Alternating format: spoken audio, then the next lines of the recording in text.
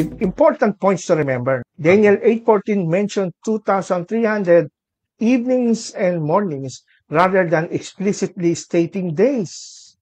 Hindi sa King James Version lang naman merong 2,300 days eh. Pero alam natin, ang King James, hindi naman perfect translation yan.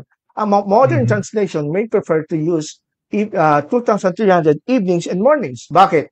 Kasi pag tinignan mo pala sa Hebrew Bible, wala yung salitang days na yom after 2,300. Ang nakalagay sa original na Hebrew, 2,300 evening, morning. Erev, boker. Kaya wala pong basis na ito'y days. Kaya bagsak na naman yung calculation ng mga Adventist na gawang tao, invento lang ni Miller, na pinagsisihan niya. Number 2, the phrase evening, morning is often associated with the daily burnt offering sa temple. Literal. The burnt offering shall be on the hearth on the altar all night until the morning, and the fire of the altar shall be kept burning on it. Literal, earthly temple na morning and evening sacrifice. It's not necessarily talking about days.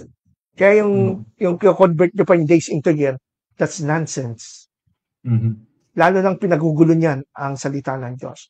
And number 3, if this interpretation is correct, the actual duration is the days. Kung talagang gusto mo malaman ng days, 1,150 days lang yan. Ngayon, kung i-convert ng Adventist yung 1,150 days, mapupunta kayo hindi 1844, mas maaga. Mas maaga pa darating si Jesus Christ at malinis sa country.